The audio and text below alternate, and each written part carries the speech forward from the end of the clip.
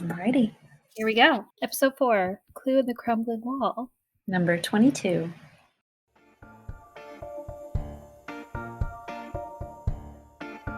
Well, aren't you a regular Nancy Drew? We sure hope so, and we hope you are too. Join us as we talk Nancy Drew cover to cover and click to click. Welcome to Regular Nancy Drew.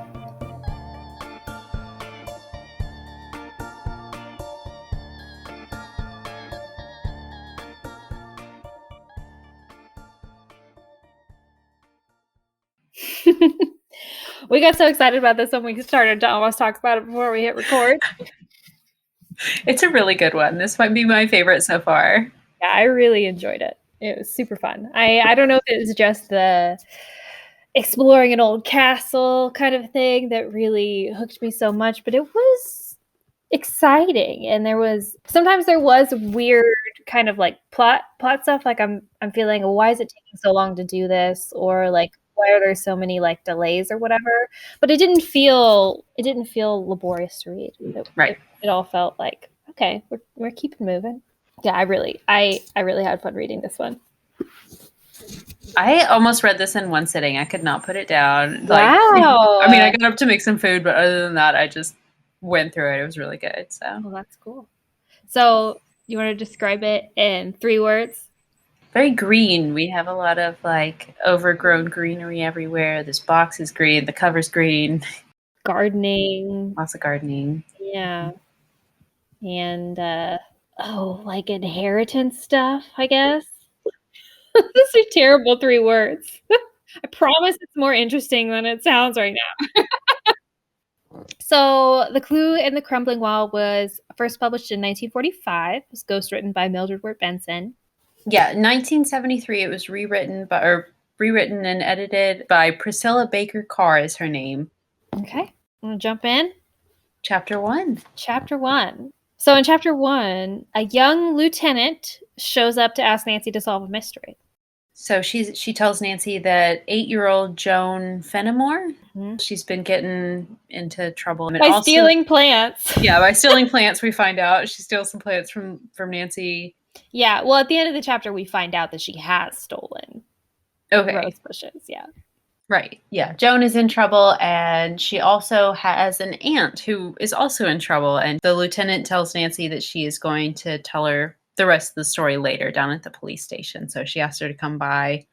I think that's really all the information that we get about the aunt right now, just that the aunt is a dancer, or a former dancer named Juliana Johnson. Yeah, and that she's about to lose out on an inheritance. Mm-hmm. Yeah, and that where we are searching for, or we want to search for her because Joan and her mother are kind of in a little bit of a bad way financially, and if they could reconnect with their sister who's due for this big inheritance, it could be really beneficial for them. Mm-hmm.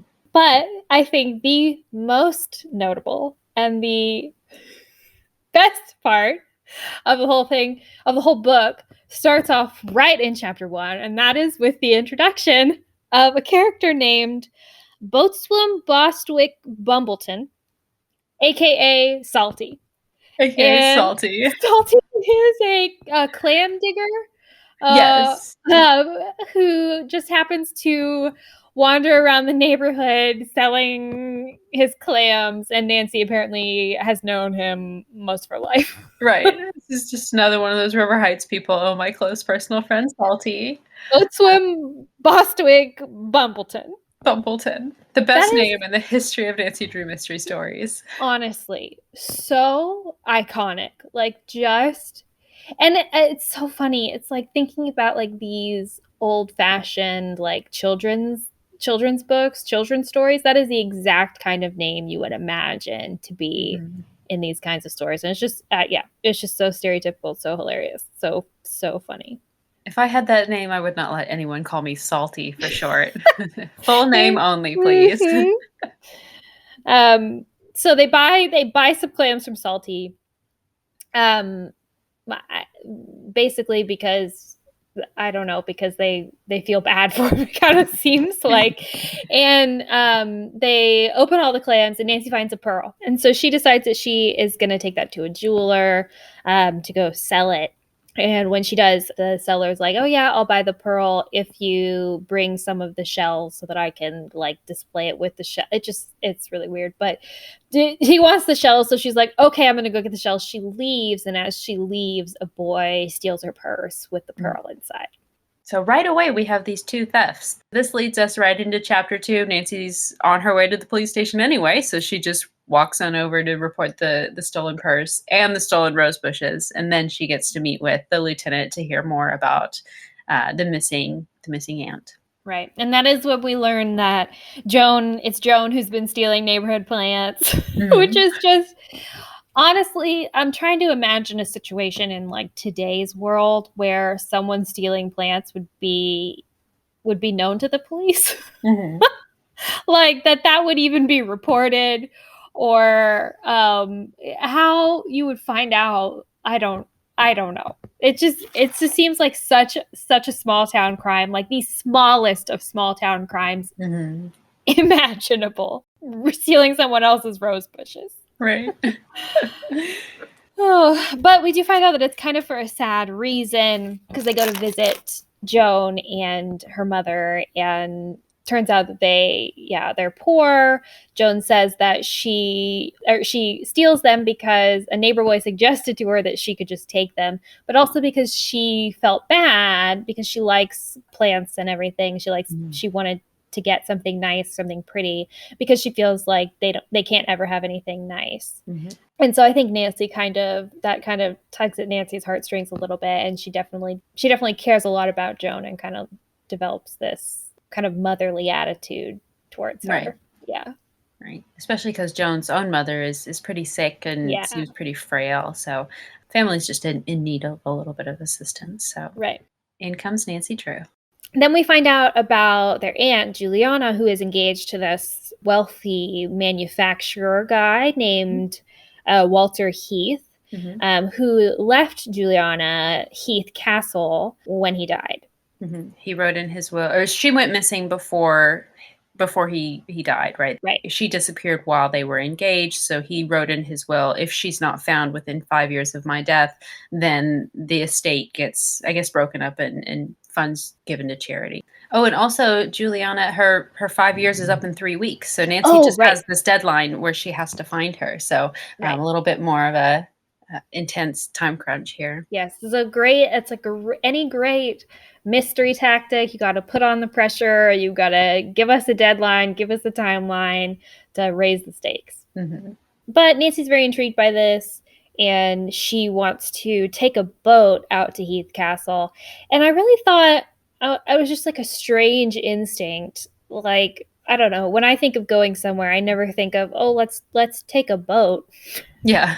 I don't know. I think you have your car, Nancy, like Nancy's, famous roadster or convertible or whatever it is in the 60s, 70s versions. But so why wouldn't you just do that? But it's like immediately she's like, oh, I'll take a boat to Heath Castle. It's like, all right. So she does that with Bess and George. And when they're on their way to the castle to go investigate, they're hit by another boat on the way. And Bess falls into the water, and it's very dramatic. I love the foreshadowing that's in these stories. I've noticed a little bit of a trend whenever they say something like, oh, we better be careful for this. That's what's going to happen on the next page, most likely. So Bess is like, wow, the motorboat looks like it could sink at any second. And then like 2 paragraphs later, there's water dripping in the boat. I think we're going down, guys. Literally, they hire this boat that is so janky. It comes with a bucket to bail out water while they're boating, and that's what George has to do as they're going down this river. George is just continuously bailing water out of the front of the boat. Oh, Bess is just like, lucky we all know how to swim. Yeah, who knows if they would have even made it to Heath Castle in the first place without getting hit by this speedboat. Boat hit and run.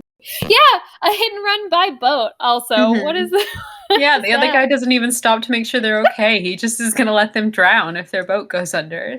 George does an amazing rescue of Bess. She dives into the water, pulls her out. They pull her back into the boat. Nancy's able to like repair the boat like midway by like, what does she do? She like stuffs something down into the crack in the boat or whatever to kind of plug it up. A bag or something. Yeah. And then they're able to turn around and get back without sinking, I guess. I like that they made a special point to say the boat owner was not mad at them. He said that the insurance would cover it, so all was well. Yes. Oh, so funny.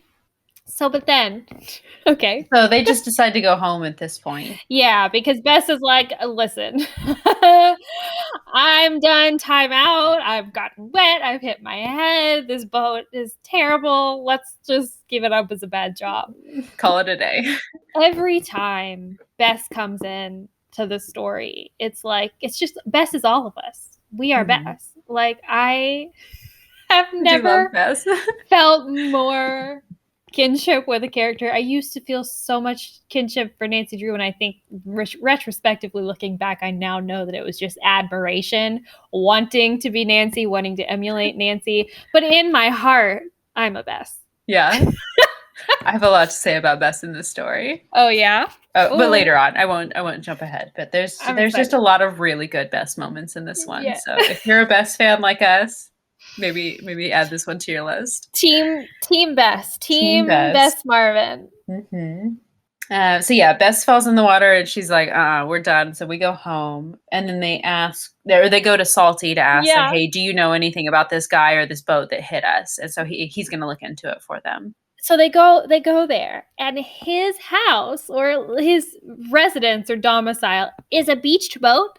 He lives in just a boat, not in the water, not a houseboat, in a beach boat on Who is this person? But he also has his own boat. So does he have two boats? One's his house. One is his houseboat / like just house because it's on land. The other one's his riverboat, which is where he does his clamming. Oh. So they also ask him about the Heath family. Salty does know of the Heaths. They learn that Walter's father, Ira, built Heath Castle and the button factory that sits next door, where they would use clamshells to make pearl buttons. Yeah, out of their mother of pearl shells, I believe. Also, I think that part of the mystery is also the one that I cared about the least. I was like, who really cares about this manufacturing business? No one cares. Let's get to the castle. Let's get to the inheritance. Let's find out about that. But the biggest thing that I think we do learn from Salty is that we find out that Walter Heath did these experiments. We don't really know what they were for, what they were about, but he was doing some kind of mysterious experiment. And so that's kind of the big reveal. Oh, mysterious experiments. What is that about? So after they leave Salty, Nancy goes home. I think she drops off George or something, and she talks to Carson. She finds out, actually, first of all, that Joan brought back the rose bushes. And so she replants the rose bushes. And then she talks to Carson. This is where we learn about the executor of the will, Daniel Hector? Daniel Hector. And apparently Carson doesn't think very much of Daniel Hector, but we don't really have any evidence that he's a bad guy. Carson just thinks he might be shady. And he also says, I must say his sharp practice of law never appealed to me. So that's Carson's shade for Daniel Hector. But the interesting thing that he said to me is he said he wonders if Juliana's fiance had something to do with her disappearance. He always wondered that. And I thought that was interesting because we hadn't really gotten any indication that, you know, he did anything but absolutely love her because he left her Heath Castle. And why would you think that if he did leave her his inheritance, why would he will her that if he had something to do with it? So when I read that first, I was like, well, okay, so is this some kind of foreshadowing that he did have something to do with it? But it wasn't. Right. It was just the weird random aside. I thought it was strange. It was strange. So this time they decide to drive back. They're going to go back to the castle. Driving was apparently an option this entire time. So again, I don't know why. It's supposed to have been an easier journey that because the roads are so bumpy and terrible or whatever, because it's somewhat out in the sticks, I guess, except not, because it's literally at the beginning they're like, how far away from River Heights or whatever? 5 miles. They're 5 miles outside of River Heights. That's it. And apparently it's just so terrible and so far out there or whatever that going by boat would be faster than by car. You just can't manage it. But I don't blame Bess one bit. I think Bess, is right in suggesting that they drive. Yeah. So they do drive over there. I think that they have to park and kind of walk it the rest of the way. But then we get this beautiful description of this castle that seems to be a little bit overgrown, but probably was gorgeous back in the day. I wish this were a game, honestly. I wish that they would adapt this one into a game, because I would love to play this. A movie or something would be beautiful, but I think a game would be really the best way to experience this one, just so that you could explore the castle grounds. Yeah. And boating would be so fun too. Kind of like a mix of like Danger on Deception Island meet Castle Malloy. Haunting of Castle Malloy is exactly what I was thinking about. Oh, it would be so good. All the experiments and the castle and getting out of the turret. I'm sure there'd be a puzzle you have to solve before you could get out of there. And they have to climb the wall to get over into the estate, which I thought, like, my goodness, like, these girls have some serious gumption. Like, I'm trying to picture, like, wanting to explore an old castle and having a key and everything, and then going there and having a locked gate, being like, well, shoot. Let's just jump over. But yeah, Nancy, Bess, and George just jump over, and I just find that just so admirable. But is this where there are angry dogs? No, not yet. Sorry, not yet for the angry dogs. But this is where they go to, is it called the Haunted Walk or something? Yes. They're in the gardens of this castle. So they see the Haunted Walk, and Nancy's obviously like, well, we got to go down there. And Jesse's like, I don't want to go. And then they get this feeling that someone is watching them. So kind of adds to the spooky vibe going on there. There's so much spookiness in this book. Yeah. I think that's also like why a lot of the reasons why I enjoyed it so much is because it was so spooky. And in this chapter in particularly, all the description of the castle and all the greenery is just very like unnerving. And they even see like these mysterious eyes looking out or Nancy sees mysterious eyes looking out from like a shrub or bush or something. It's very otherworldly, very spooky. It's great. And they get lost too, I think. So it's just kind of even more. Yeah. But they leave because Bess is super creeped out. She's like, I don't want to go any further. This is too weird. And it starts to rain. And so they're like walking back, starting to rain. They're like in the middle of the woods because they were trying to cut a more direct path back to the car. And George is like, stand back, everybody. I got this. And she tries to like navigate them, but like immediately gets them so lost. And of course, Nancy is able to fix the situation. Does she climb a tree or something? I think she does to see which climbs direction a tree, they want to go. Figures out where they're supposed to be going. Is like, okay, this is the right way. Jeez Louise. It's okay, George. Don't worry about it. I got this. You're an amateur sleuth. I'm the master sleuth. Let's just keep everybody in their place here. Step aside and watch. I got this. So they get back. She drops Bess and George off. And then she reviews the will and finds out that there's some special way that Juliana's going to identify herself. And this confused me, honestly, because I didn't really understand. So when we get to the end of the book, I didn't really understand what that special way was. I know it has something to do with the slipper. Is it because it's just like her footprint in that slipper? Is that really it? That's what it turned out to be, I'm pretty sure. But I thought it was going to be some sort of like she could do a special dance step and it would open up the concrete thing. I thought there was going to be something inside the concrete thing. But at the end, they're like, they removed it and there's nothing there. So dead end. Yeah. I just thought it was kind of strange, but well. But there's supposed to be a special way that she can identify herself. So Nancy takes note of that. She doesn't know what it's going to be, but I think she's hoping that her sister is able to shed some more light on that. Yes. So she goes to visit Mrs. Fenimore and Joan again. She finds Joan with a little boy who's beating a dog. What is with the animal abuse? I feel like this is the, like, in every single book we've read, except maybe Password to Larkspur Lane or something, there's always been some kind of traumatic thing with an animal, and I'm too soft-hearted for this. Yeah. Can't, whatever. Nancy, though, won't take this. She's totally against it. She runs up, try to get him to stop, and he is a little asshole about it, and is like, Super is it your snotty. dog? Oh, it's not your dog. I can do whatever I want to it then. And then I'll And do whatever I want to you. I'll hit you with the stick, Teddy. How about that? right. But he does run off. Mhm. And Nancy tells Joan, I don't think that you should be hanging out with this boy. He seems terrible or whatever. And she's like, oh, no, Teddy's okay. Teddy Hooper, we find out who it is. But then Nancy says to her, Nancy took Joan by the hand and led her off. As tactfully as possible, she suggested the child ought to find a girl playmate. And it's funny to me because I think a lot of the times I would read that as being kind of sexist. Mhm. And like, why does she have to play with the girls, Nancy or whatever? But the way, in the context that is written, it makes it seem like, don't play with boys. Boys are terrible. You're better off not boys around are them. awful. So just all boys are like this. All boys be dogs with sticks, which in and of itself is a little sexist. But I Right. just thought it was so funny. Nancy, just take it from me, you 8-year-old. Oh. Leave before it gets worse. Mhm. He is terrible. He's a little snot the whole Mm. time. But Mhm.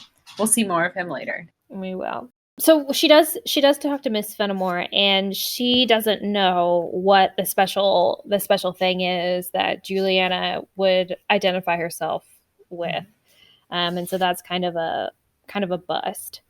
Yeah, we learned that Juliana disappeared about 10 years ago. And this Daniel Hector is claiming to have been looking for her this whole time, but the sister thinks that he's not really actually trying that hard to look for her, if he's trying at all. So Yeah. And then Nancy goes to Salty's, right? she and George go to Salty, and they're going to go look for that boat and see if they can find it. They're going to go around, is it a lake or a river? Yeah, it's a river. So it's the Muskoka River, Okay. which sounded too real to me to just be just a random name. And so I looked Right. it up, and I mean, in this book, it is fictional. There is no Muskoka River in the Midwest, but there is a Muskoka River in Canada.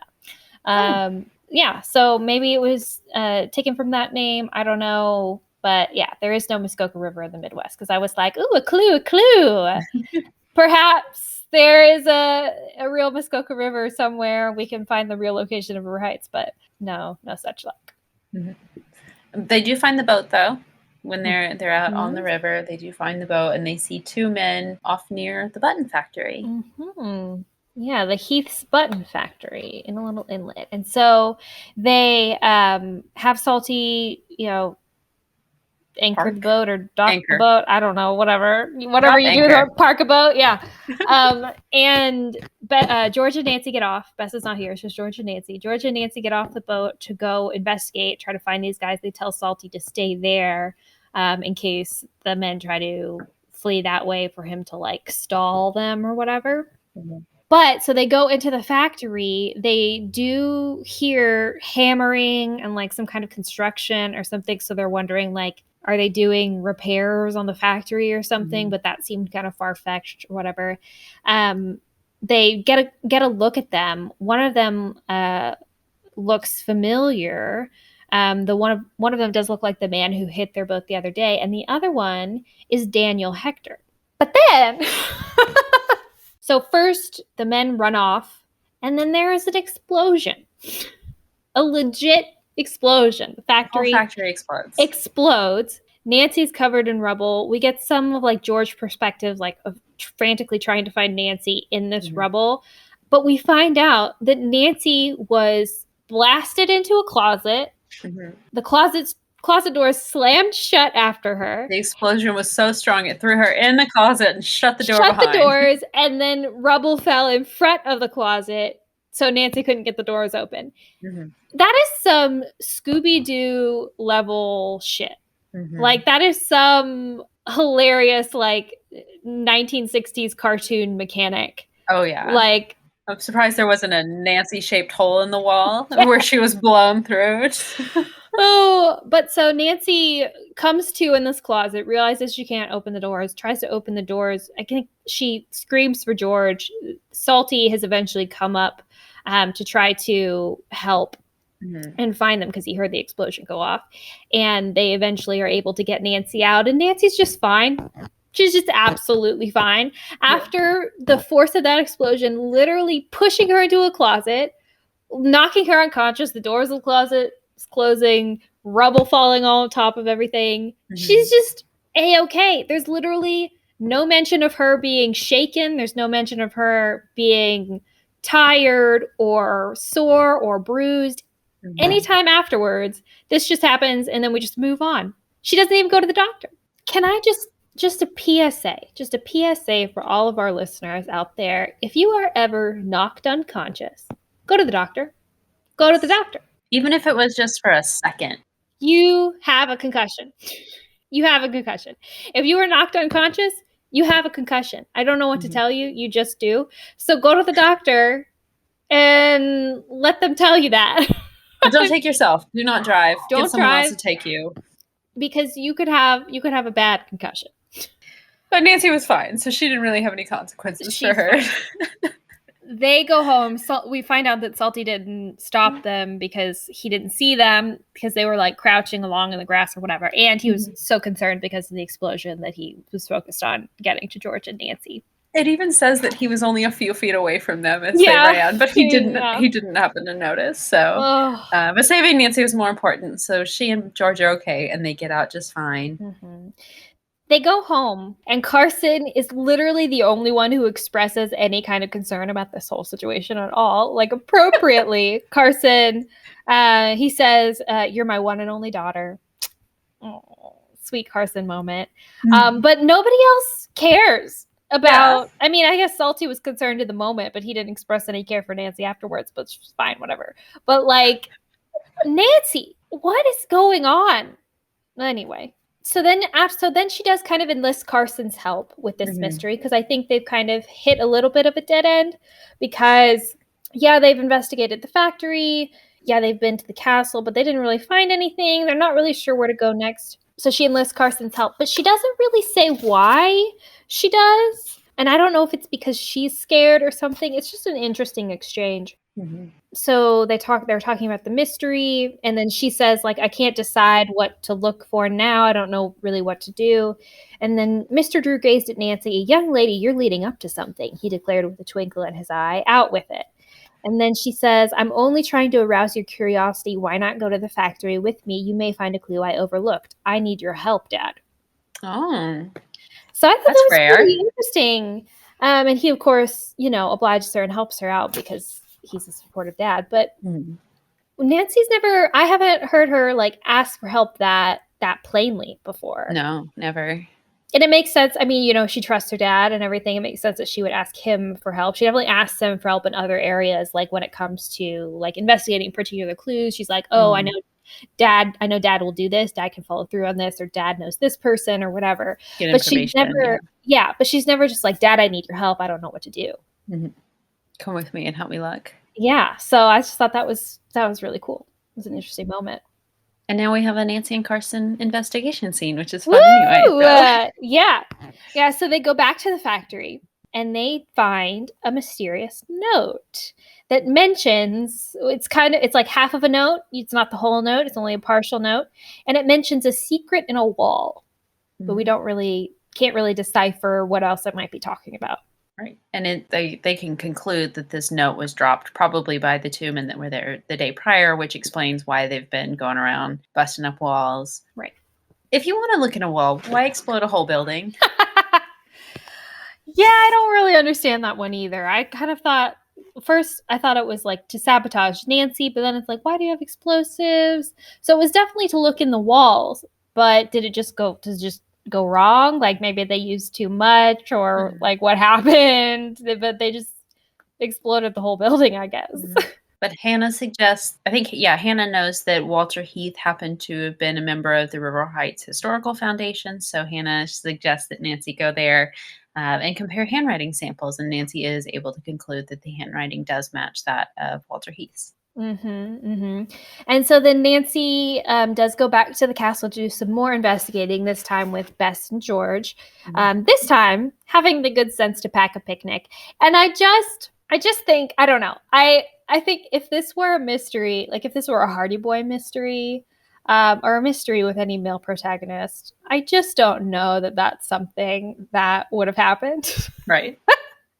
Like there just wouldn't have been any mention of them getting hungry at all or wanting food or whatever. So just like the fact that like they take the time to say, and they packed a picnic. It's like, one, yes, thank you for like, saying that, like women and girls have the forethought to like plan and make allowances for like travel and stuff in a way that I think like they wouldn't say that for maybe another series.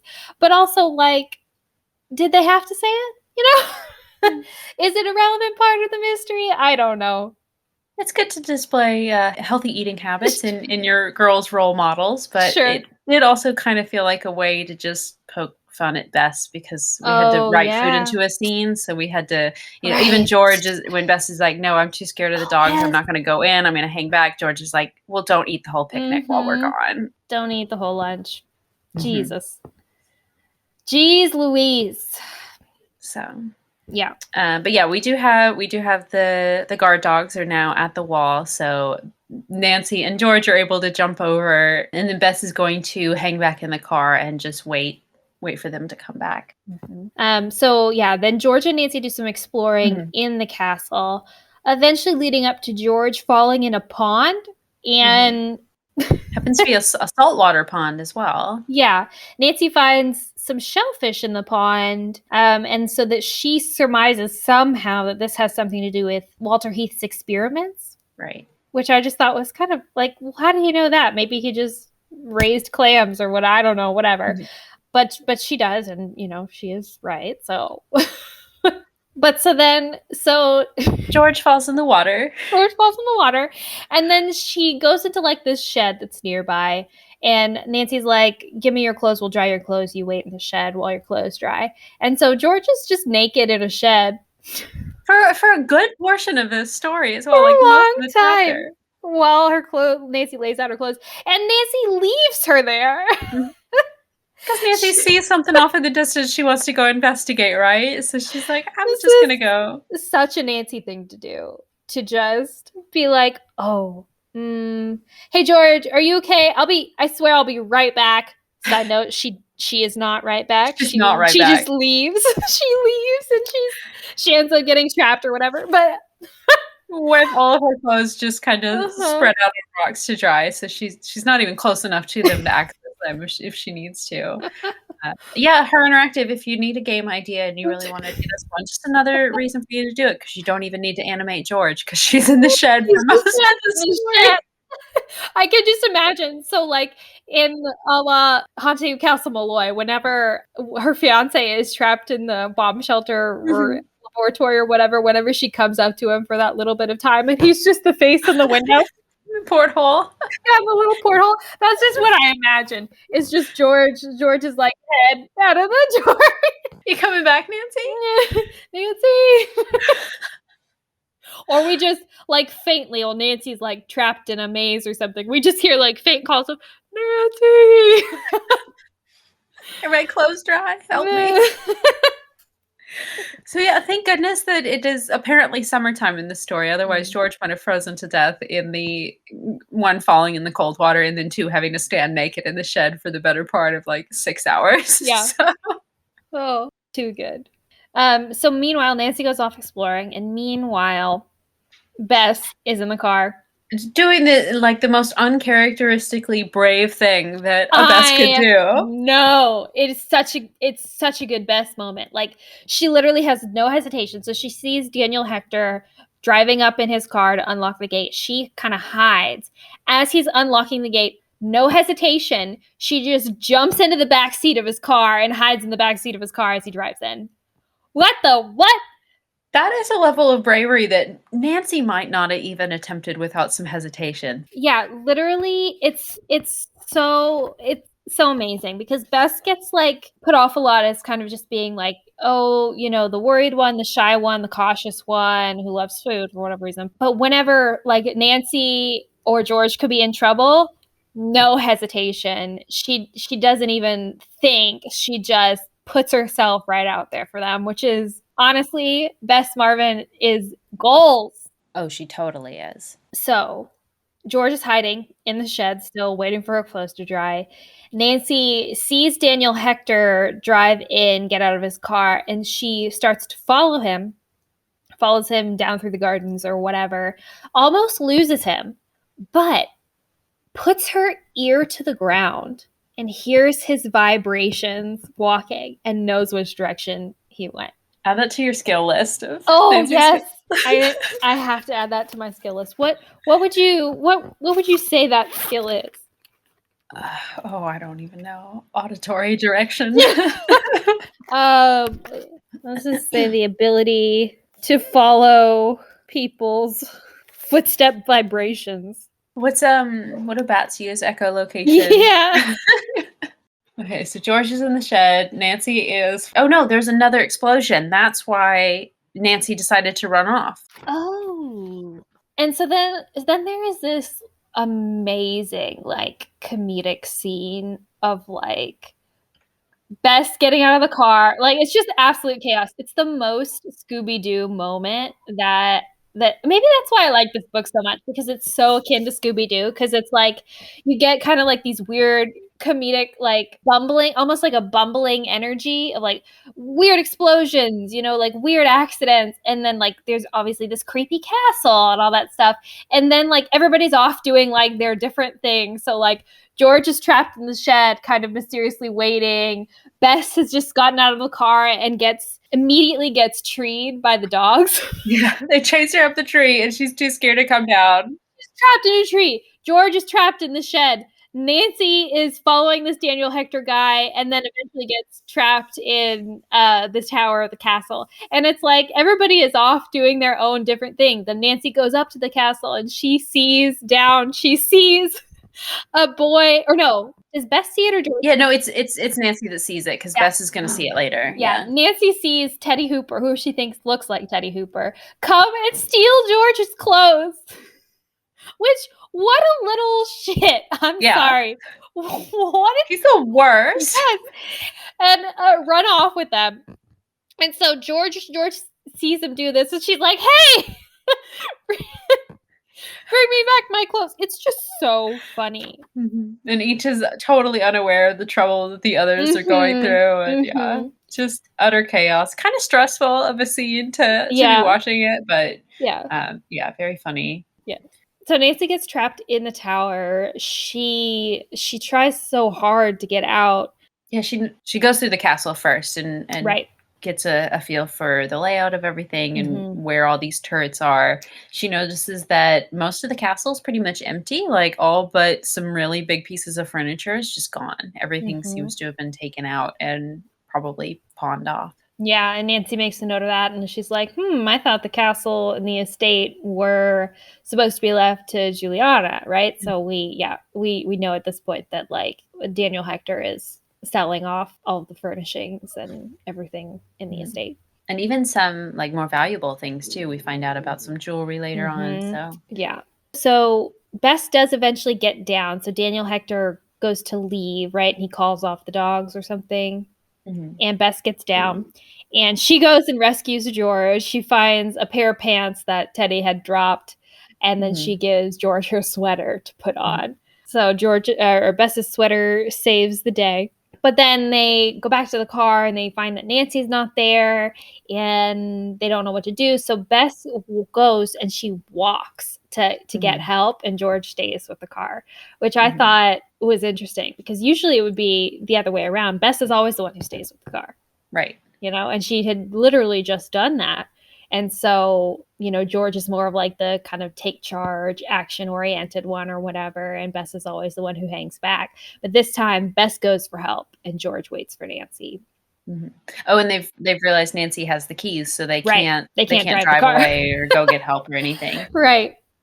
So then, we flash back to Nancy trapped in the tower. She realizes she's locked in, but I thought this was super interesting too because she says, for hours, Nancy had refused to acknowledge that there was no means of escape from the tower.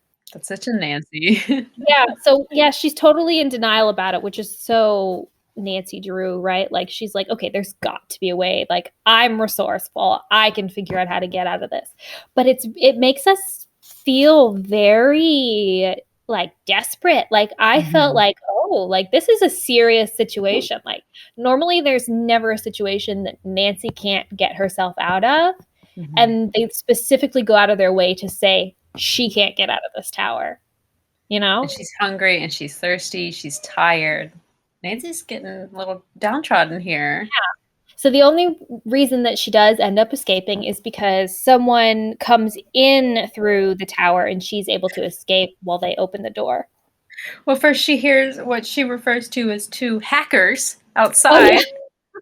They call them hacker because they're hacking away at these walls with, like, pickaxes and stuff, but then one of them comes in and leaves the door open. She's able to sneak out while he's in there looking around the turret. And so she makes it out. She makes it off of the estate. And at the same time, Bess drives up with Carson. Is that what happens? And this is the sweetest moment. Hold on, let me find it. Nancy was already running to the car from which her father had stepped. In an instant, she was in his arms. Why, Dad, you're trembling, she said. Nancy, Nancy, I'm so glad to see you. You gave me such a fright. Aw, This is so what about sweet. her? Yeah. Yeah. He was trembling and she ran to him. This is the sweetest and most tender relationship. It's just so nice. So nice. She's just had a trying experience, and she needs him there. Like from her dad. And he was there right away for her, so Mhm. Mhm. So cool. So Carson and Bess come back to rescue Nancy, who, was able to get out by herself, rescue herself. And then on the way back, they talk about, Daniel Hector and how he has to be involved. And Carson kind of sneakily gets Nancy to kind of stop investigating Heath Castle. Mhm. He's like, I don't think you should go back there. And actually, there's a lead in Hampton. So we find that Juliana's doctor recommended that she go to Hampton to relax or get some rest or whatever. And so Mhm. they're going to go to Hampton together to try to track down her whereabouts when she was last there. Mhm. So we've got this kind of a formulaic where we've got 2 mysteries going on in each one of the stories, and so far, I think this is the one that's done it the best. It's not just coincidental that they happen to fit together. I thought that this one Yeah. has fit the 2 mysteries together in a way that makes the most sense of what we've seen so far, so It's well done. Yeah, it was good. Chapter 10, we get a letter from Ned. Letter from Ned, and in it, she calls Ned her special friend. Mhm. What does that mean? Special friend. What is that? That's how they referred to, George and Bert in Larkspur Lane, Oh, wasn't yeah, it? That was you're right. special friend as well, so Interesting. I'm wiggling my eyebrows furiously right now to all of our viewers. Corey can see me, but none of y'all can. I need to know. I need to know what their relationship is and Mhm. why it's like this. It just feels so hot and cold. It feels hot and cold. Mhm. Because it feels like he's either there and very involved, or he's off and he's not in the picture, or he's not mentioned at all. It's just, I don't Right. Nancy doesn't have time for Ned anyway, know. especially Right. not a Ned that's not gonna be her boyfriend. It seems unnecessary to just mention a special friend. If you're not really dating someone, why do you get so much real estate in this short little children's book? I don't know. All right. But then Well, that's it. It's really only like a paragraph mention of him, and then yeah. we move on to our adventure of the day, which is Carson and Nancy drive out to Hampton, where Juliana was last seen. They start asking around about Juliana. They have a photograph of her. And surprisingly, some people do recognize her, even though her last sighting was 10 10 years years ago. ago. Yes. And someone who rented a room to her for a few days was like, "Oh, yeah, I remember her, and I remember where she said she was going," and, like, very specific memory. Yeah, this book I thought was really great and really well done in anything. This is the biggest plot hole Mhm. in my opinion, is the fact that Juliana stayed here 10 years ago, literally 10 years ago, and these people that she just came into contact for like a few days or whatever for remember her so well. It's Right. like what that's unbelievable. But that is the most unbelievable part of this book, and that doesn't even come close to some of the unbelievable parts of the other books. So so Right. I think it's still holding up, you know? Mhm. We find out that 10 years ago, there was a hit and run accident she was involved in that sent her to the hospital where she learned she's never going to walk again. Of course, she was a professional dancer, so this is quite a hit, I can imagine, to not Mhm. only your career but also just mentally. That's a pretty devastating thing to have happen to you. So, Yeah. So yeah, we learn that she changes her name. She buys this farm that she changes the name to as well to be in French, Garden of Flowers. So she has an incredible love of flowers as well, just like her niece that she has not yet met. And so she seems to have, even though yes, this was incredibly traumatic, and she does basically just ghost everybody in her life because she's so upset and concerned about how people might react to her not being able to walk anymore. um, she does well. She buys property apparently, and when eventually, not yet, but eventually when they find that farm, they talk to gardeners there and they love her. mhm. They think very highly of her. So I mean, She could have done worse in life, yeah, seems like she did pretty well. but we don't find her yet. No, we don't find her yet. We just hear about her, and then they kinda hit a dead end. They're like, "We're not really sure where to go next." We know that she is last known to have moved off to some farm or something, or said Mhm. she was gonna move to a farm. Right. And so then Nancy and Carson are kind of discussing what to do next, what lead to follow up or whatever. They're going to try to find this nurse that worked at the hospital, see if she knows what might have happened to her. And in like such a like Sherlock Holmes move, Nancy is talking and Carson is just like pauses or whatever and goes and opens the door and like catches like someone eavesdropping at the door and like yanks him into the room, be like, it was pretty dope. It was It pretty was cool. it was a good moment, yeah.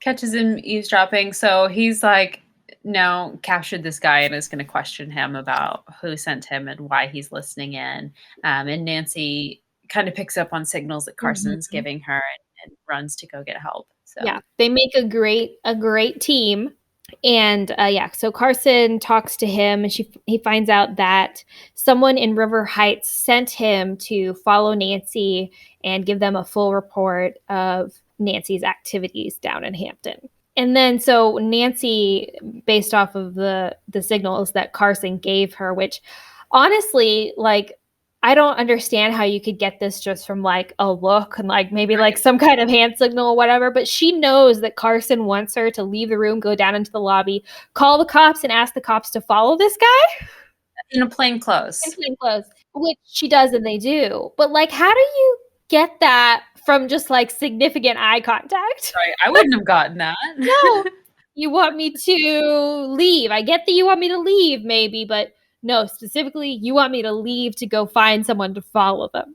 That's Mhm. intense. That's some psychic level connection. It is, yeah. But then they go home, and Nancy checks on Mrs. Fenmore, who tells her that she told Daniel Hector that Nancy was investigating. So that's how. So Daniel Hector does know who Nancy is, and likely is who hired the person to follow Nancy in Hampton. And then Nancy spends some time trying to figure out the half note clue, and then magically remembers that she has like an old book that she thinks will help her. So she pulls out this old book, which happens to be like in Middle English, And and she can just read it. right, it's weird. And she finds like pictures of the castle that Heath Castle was like replicated, basically. It was like built off of. And in the book, it talks about how there was treasures in the cloister of that castle. And so Nancy thinks that maybe this treasure, the secret in the wall, is in the cloisters of Heath Castle. And so they want to go back to Heath Castle to try to find those cloisters and try to look for the treasure. And Nancy also goes and talks to the same guy at the beginning that she tried to sell her pearl to, and learns from him that Walt had a very large pearl hidden away. Right. Okay. And so then randomly Salty comes to their house to like come check on them. And this was okay, again, a lot of weird moments, but so she wants to go back out to Heath Castle and she's going to ask him to take them. And he says, can't say I have, the clam digger replied. Are you figuring on looking for one? So looking for an entrance from the beach to Heath Castle. And then Nancy smiled as she said, perhaps sometime when you're not busy. Salty suddenly slapped his thigh and chuckled. Women, he said. They never come right out and say what they want. And then Nancy doesn't even respond to that or react to them at all. So this moment felt very different to me than the rest of like the kind of like distinctions that we get of like women's behavior or whatever. This moment did not feel feminist at all. No. It felt like it's because I think that Nancy doesn't respond to it. So it's like, yeah, we get men saying stuff about like Nancy's capabilities all the time or whatever. But then to get like this generalization of women, oh, women can't say what they want. And Nancy doesn't refute that. She doesn't even have some kind of like inner thought about it or smirks or nothing. It's just completely moved past. So I hated that. Yeah. But Salty does say that he'll meet them the next day to take them to Heath Castle. Yes. Oh, salty. Maybe it's just, the old fisherman kind of a trope. I don't know. We do also hear from the detective, the plainclothes detective who followed the guy. We learned that last night he'd followed the guy all the way back to River Heights, and then he met up with a guy that he tells Nancy this description of that guy, and it sounds like the guy that crashed into their boat. So it's all coming together. Yeah, it's all fitting together. It's all getting fishy and more mysterious. And it's literally at this point in my notes, like I had been trying to like take really good notes and like summarize stuff and everything. I stopped because I got way too interested in the story and like couldn't take the time. I was like, no, I'll get there. I just have to get through all of this stuff that happens. Yeah.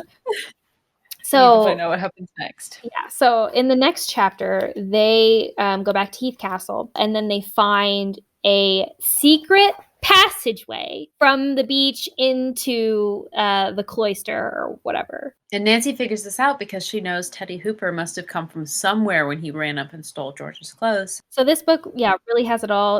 It's got interestingly named fisherman characters. It's got exploring old castles. It's got spooky eyes and bushes and secret passageways.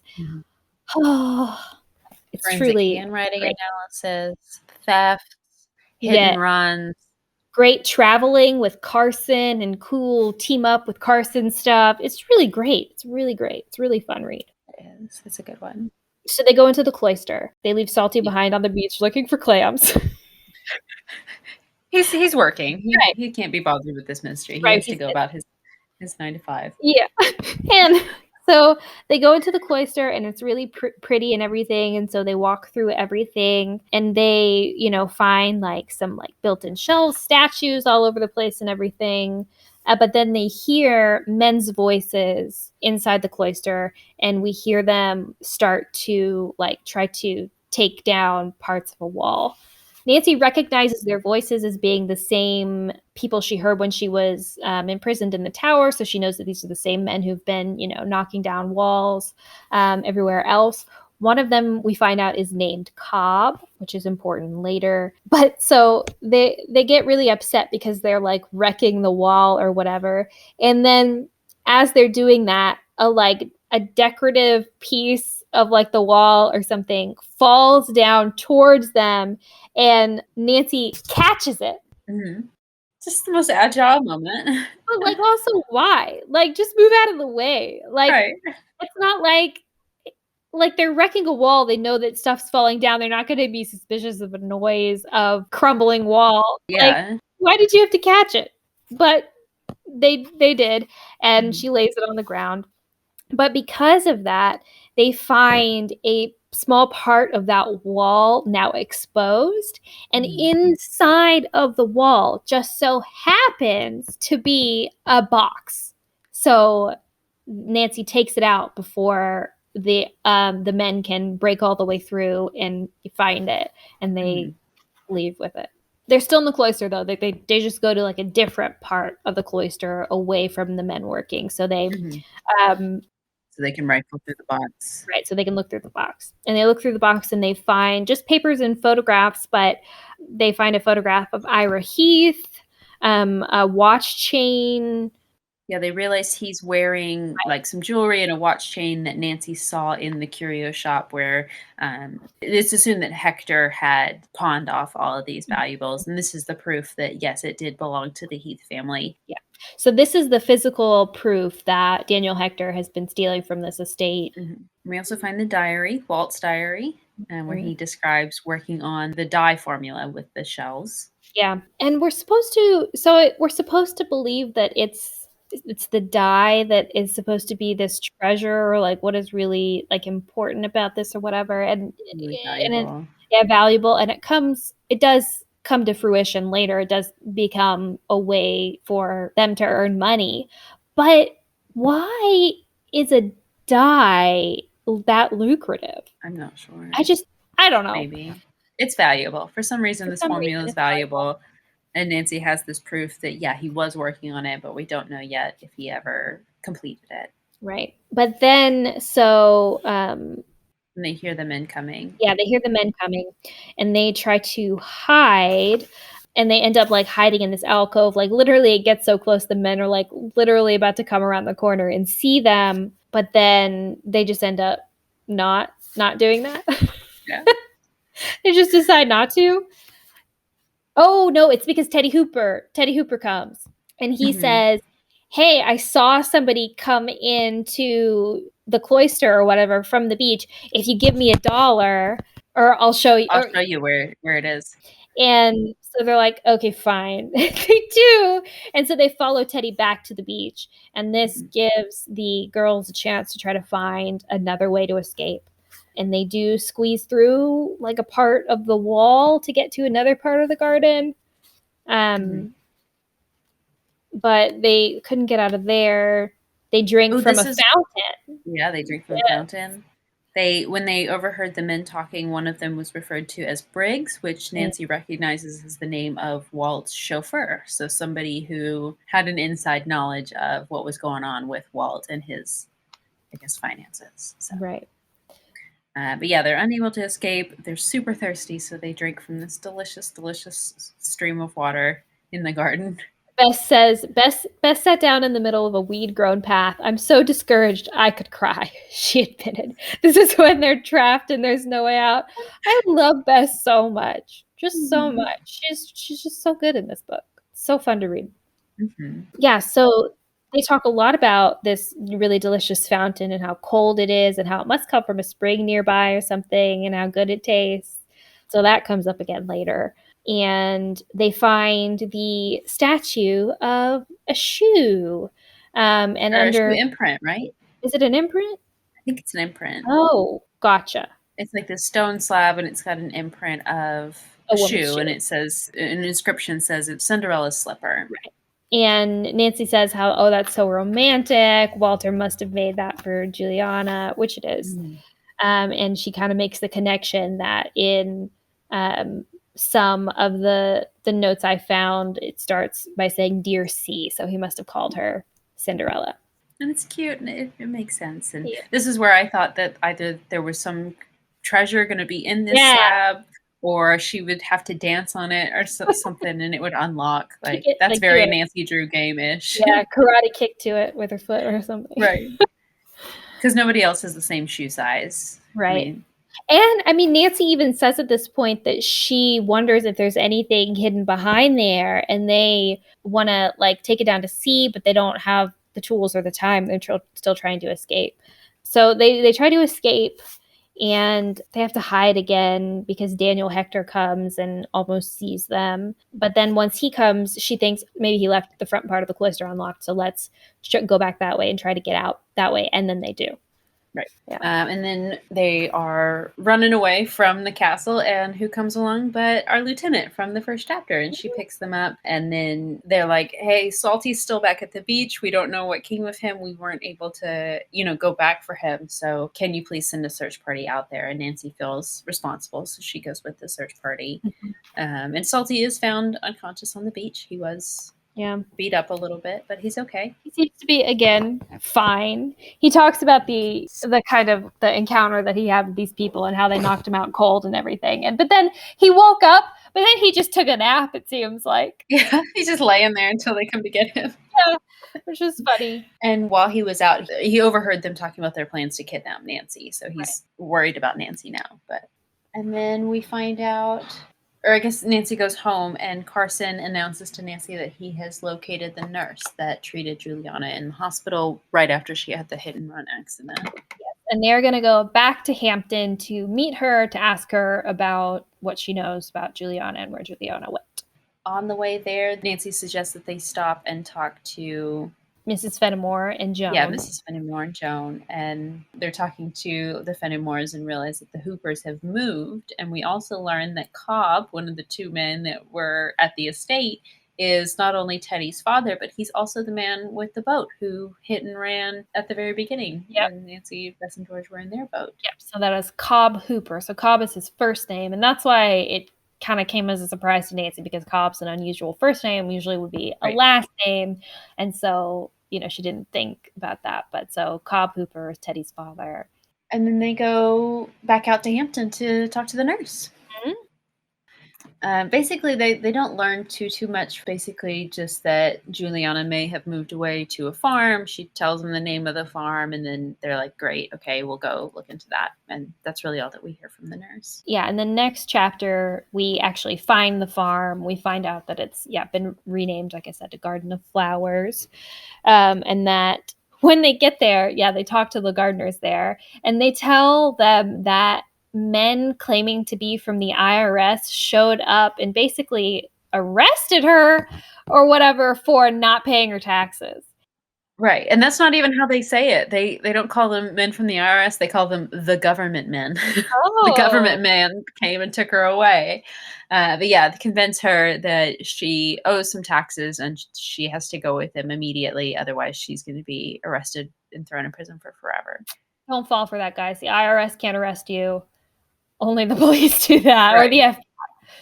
Right. And as Carson points out, that would never happen without a trial anyway. So, don't believe anyone who claims to be from the government and says you have to come with us now because they're kidnapping you. Oh, but they don't. There's nothing they can really do about that. They don't know what to do about that. So they go back to River Heights, and they find out that someone has come forward as Juliana, claiming to be Juliana. And so, of course, Nancy comes to the conclusion that the real Juliana back at the Garden of Flowers was kidnapped so that this new Juliana, this imposter Juliana, could come forward without concern that the real Juliana would show up. Right, and she can claim the estate from there. Yeah. This confused me a little bit. It said that the woman, the fake Juliana, is from South America, but she keeps talking about her home in Mexico and her Mexican husband and her career in Mexico. And I just want to ask them if they know that Mexico is not in South America. Central America?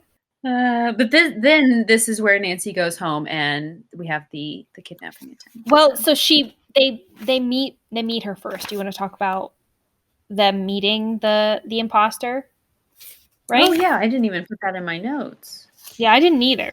So Nancy goes to the sister and Joan and breaks it to them very gently that, hey, they have found someone, and if you read the newspaper headlines, it will say that she's been found, but I don't think it's her. So let's go meet her, and you can kind of, be the judge for yourself. She's your sister, so you would know. Yeah. And they go, and she's a pretty convincing fake or imposter, I guess. Yeah. So It's kind of a traumatic scene, honestly, because Mrs. Fenimore and Joan both get pretty emotional because initially she's not really sure. She sees her and she almost believes her because she hasn't seen her in a long time. She looks kind of like her, but so she was confused. But then once she realizes that it's not her, which she does because she has the other half of the note that we found oh in yeah. the factory, Mhm. about the secret in the wall. So she's like, "Oh, I must be the real Juliana because I have the other half of the note." And in that note, it's like, "Dear C." Yeah, Nancy asks what the C stands for, expecting her to say Cinderella, and she just gives some nonsense answer, and that's kind of our indication that no, this is really a faker. Yeah, so but Mrs. Fenimore gets really upset and is like, "You're not my sister. You're never going to get this inheritance." And Joan gets kind of upset too. Nancy tries to like comfort Joan through this or whatever, even though like she looks like her. We find out that she has a size 9 foot, which Way too large for our way tiny too little big imprint in the garden. for what Juliana's foot size is supposed to be. And so that's further proof to Mrs. Fenimore that that's not her. And they kind of leave upset about this. But then, so then Nancy drops them off and she goes back home, and people try to kidnap Nancy. Nancy walks Yeah. into her house, and someone clamps a hand over her mouth. Well, she notices all the lights are off, Yeah, and she expects Hannah to be up or, have left at the least to light have on. left the light on for them, and she goes and finds the front door is ajar, and that's kinda strange, and then all of a sudden, hand over her mouth. Yanked inside. She struggles with them a little bit, and then they kind of say some scary things to her, like "you're through meddling," kind of making kind of sinister remarks. Which we don't really know what we're supposed to take from that. Like, are they going to kill Nancy? Kind of seems like for a second. Nancy has a brilliant idea, which is to go limp and act like she's fainted. And so they kind of put her down, and as they walk away, she runs and shuts herself in her bedroom and And she starts to uses call the phone from there. the police, which is honestly, it's badass. Yeah, it really is. But then the intruders just get scared and they run away. So, Mhm. Once they leave and Nancy's sure that they left, she sees them drive off. She goes down to find Hannah. We find that Hannah's been tied up by them, but she's okay. Carson comes home, calls Nancy a brave and clever girl. Which I just think about Jurassic Park whenever I hear Of that course. phrase. And then obviously Nancy's like, "This has to be Daniel Hector. Daniel Hector has a hit out on me," basically. And then they go back to the castle, right? Yeah, Nancy thinks that Juliana must be being held at Heath Castle. She has a hunch as to where she is. Because we have a hunch that these government men that abducted her, they have the same description as Hector and his guys, so Cobb and Briggs or whatever. right, we're gonna go back, and we do find her. We find her in the dungeon, all Mhm. tied up. Yeah, Nancy had previously found a trapdoor in the tower that she was trapped in that she was trying to use. She was trying to investigate as an escape route, but she couldn't get in because she didn't have the right tools. This time they go back, they find the trapdoor, and there are tools conveniently right next to the trapdoor that she uses to get in down there. And we find her, she's like in a cell or something, isn't she? Or is Yeah. she just down there? I think she was in a cell because they make remarks that it's Yeah. not a dungeon specifically, but it was probably, like, food storage, Mhm.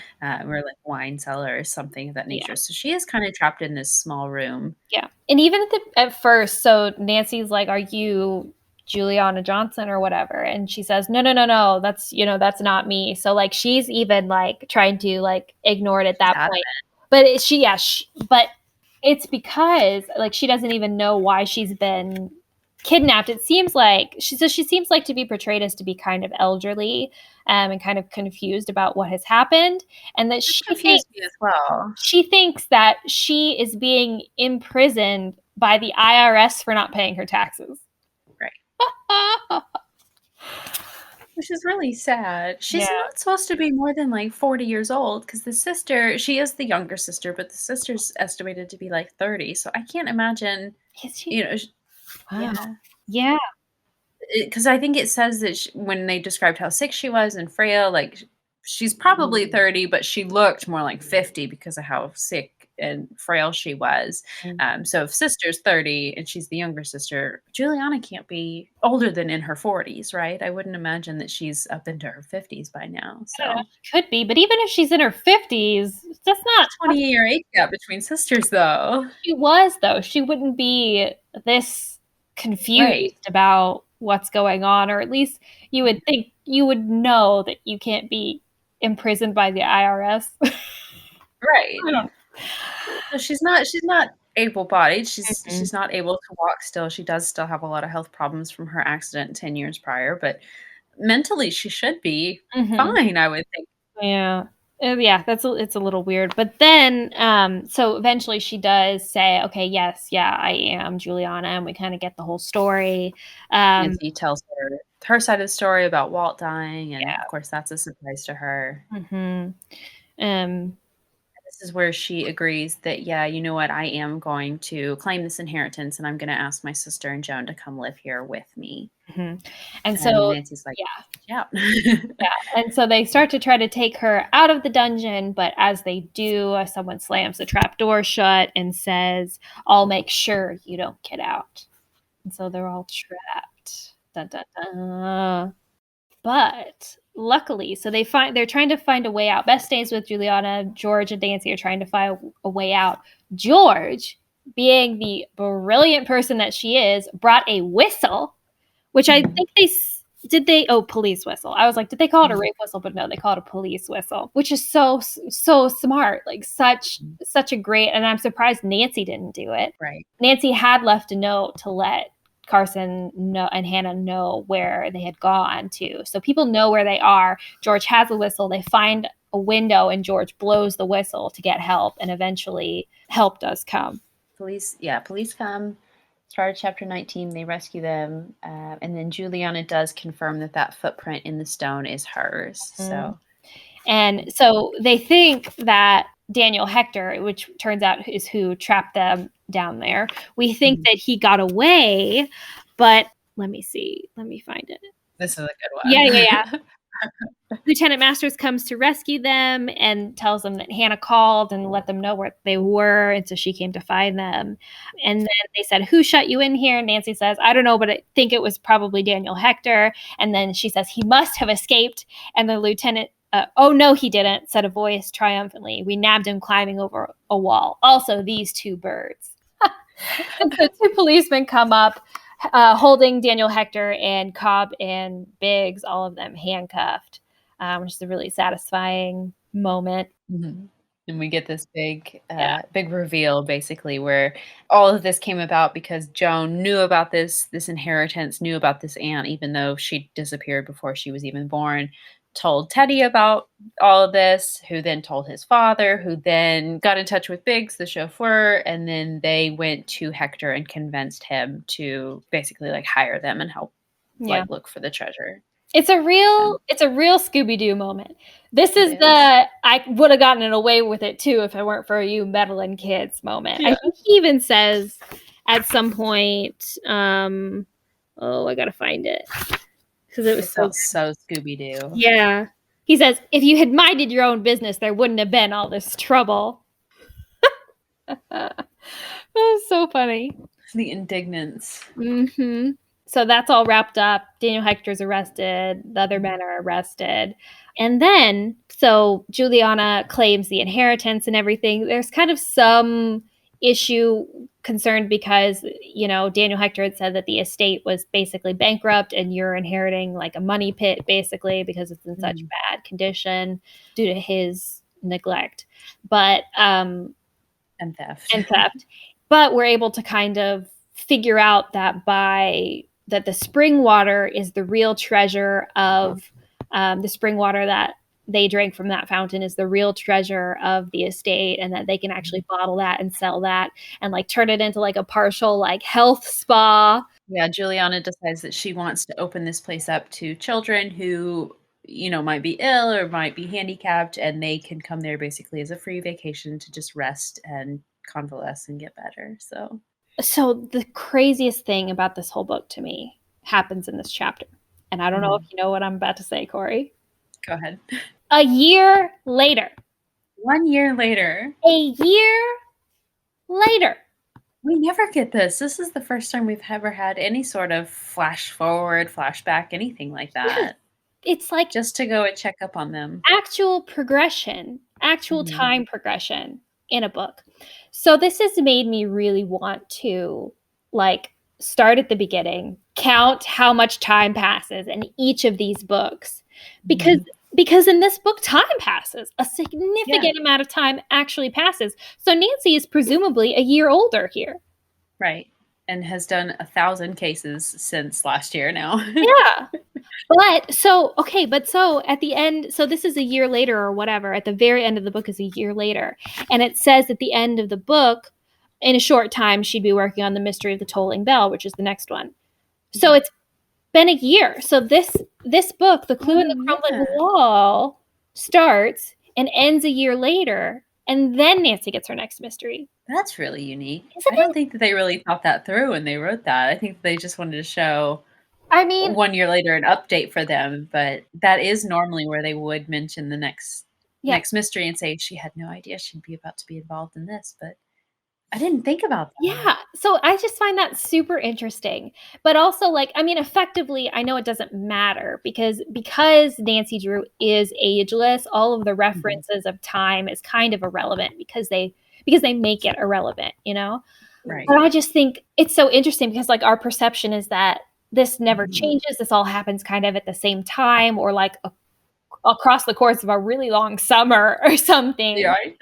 But no, there's actually passage of time mentioned in this book. Fascinating. But so that's the end of the book. So a year later, they come back and everything's all nice and happy. The castle's been all fixed up. It's really idyllic, and there's children running and playing everywhere. Mrs. Fenmore has been restored to health, I guess, Mhm. by this magic spring water or something, Right. mineral water, supposedly. Joan has become a capable gardener, helping to fix up the garden and get everything nice and pretty again. And we even learn that Teddy Hooper has gone to a special school, and that his mom's doing okay as well. And so, yeah, I guess I don't know if we're supposed to understand that to be like reform school or something for the delinquent boy, but It's a boot camp. yeah, camp for jerk little kids. But he is supposedly taken care of too, and that is The Clue in the Crumbling Wall. Oh, one more thing though. Carson does he does get his hands on the massive pearl ring that was meant from Walt to be Juliana's engagement ring. Yeah. And does give that to her and says she's always going to wear it in memory of him. So Yeah. that's kind of It's real sweet. It's a real sweet story. Sad, sweet, exciting, spooky. It's got all the best stuff. It does. It's a really good one. What a good one. It's a great one. It's a good one. How many flashlights is this one for you? 4 out of 5. 4 out of 5? I think this one's a 5 out of 5 for me. Really? It's really good. Yeah, I would say this is on par with Larkspur Lane. Yes. I guess we'll talk about next week's episode. Instead of reading another book, we're going to have a special episode where we're going to get into the real identity of Carolyn Keene. I'm incredibly excited to talk about it.